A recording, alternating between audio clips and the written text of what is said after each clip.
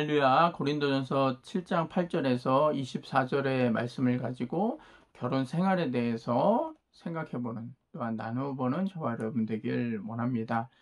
이 말씀을 읽기 전에 우리는 전 시간과 연결지어서 이 말씀을 봐야 됩니다. 전 시간에 7장 1절에서 7절의 말씀을 가지고 우리가 살펴보았는데요. 바울은요, 세상의 음란한 문화에 맞서서 합법적인 결혼에 대해서, 부부 생활에 대해서 이야기를 합니다. 단지 결혼하는 것으로 끝나는 것이 아니라 결혼한 후에도 상대방에게 의무를 다함을 통해서, 또한 남자는 여자를 위해서, 여자는 남자를 위해서 한 몸과 같이 서로 섬기는 자세를 가져야 아름다운 가정과 부부가 될 수 있다라고 지난 시간에 나누었습니다. 오늘 말씀을 보게 되자면요, 이러한 한 몸 이룬 그러한 부부의 모습이 그러한 결혼 생활에 대해서 보다 자세히 보게 되는데요. 오늘 말씀의 가장 중요한 키포인트는 아마 제 생각에는 14절이 아닐까 생각해 보게 됩니다. 14절의 말씀을 보면 믿지 아니하는 남편이 아내로 말미암아 거룩하게 되고 믿지 아니하는 아내가 남편으로 말미암아 거룩하게 된다. 이 말은요, 부부가 가장 좋은 것은 믿는 자들끼리 만나는 것입니다. 그러나 세상 일이 그렇지 않은 것 같습니다. 믿지 않는 자들과 연합할 수도 있습니다.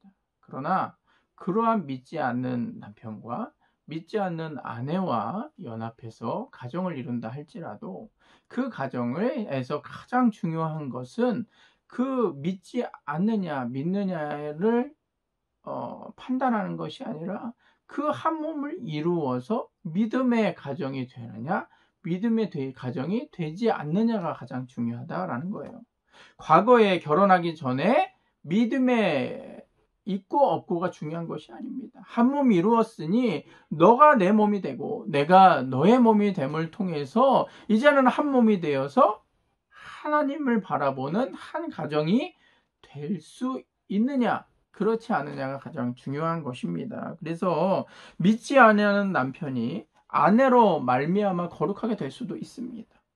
또한 믿지 아니하는 아내가 남편으로 말미암아 거룩하게 된다라고 말씀하고 계시는 것입니다. 여러분 어떠합니까? 처녀 때는요, 총각 때는 열심히 믿다가 그 믿지 않는 짝을 만나서 신앙을 잃어버리는 가정이 되는 것을 참 많이 보게 됩니다. 반면에요, 믿지 않는 가정, 믿지 않는 총각과 처녀였지만 신실한 자를 만남을 통해서 그들의 믿음을 받아들이고 예수를 받아들여 믿음의 가정을 이루는 모습을 보게 됩니다. 여러분 대해서 끝나는 것이 아니에요. 그 말씀 14절의 후반부를 보면 그렇지 아니하면 너희 자녀도 깨끗하지 못하니라 라는 말씀이 있어요. 여러분 믿음의 가정을 잘 지켜나가면 그 자녀들도 믿음의 계승이 이어진다라는 거예요. 그러나 믿음을 잃어버리는 가정이 되면 그 자녀도 믿음을 받아들이지 못하는 자녀가 된다라는 거예요. 여러분 믿음의 가정이 되길 주님의 이름으로 간절히 축원합니다. 한 몸 이루어 한 가정이 됐으면 하나님을 찾는 것이 중요합니다. 그래서 오늘 우리에게 주신 말씀을 통해서 우리가 보자면 결혼 생활은 곧 믿음의 가정을 만드는 것이다. 그리고 하나님께서 창세기에 축복해 주신 것처럼 어떻게 했어요? 아담과 하와를 창조하시고 그들에게 생육하고 번성하고 땅에 충만하고 그 모든 창조하신 것을 관리하라 라고 이야기합니다.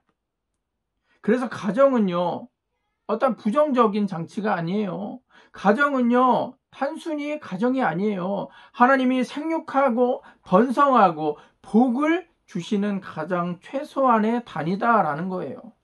그래서 가정을 지키는 것이 우리의 믿음을 지키는 것입니다. 그리고 17절의 말씀을 보면 오직 주께서 각 사람에게 나눠주신 대로 하나님의 각 사람을 부르신 그대로 행하라.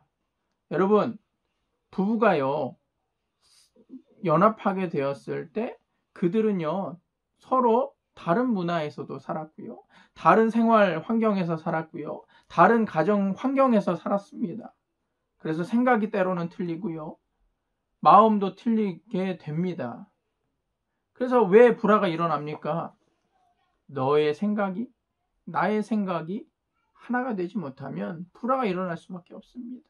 그러나 믿음 안에서 그들의 성질을 죽이고 그들의 생각을 하나로 모아서 하나님이 원하시고 기뻐하시는 믿음의 가정을 만들어 나가게 되면 하나님이 태초에 약속해 주셨던 생육하고 번성하고 땅에 충만한 믿음의 가정이 될 줄 믿습니다.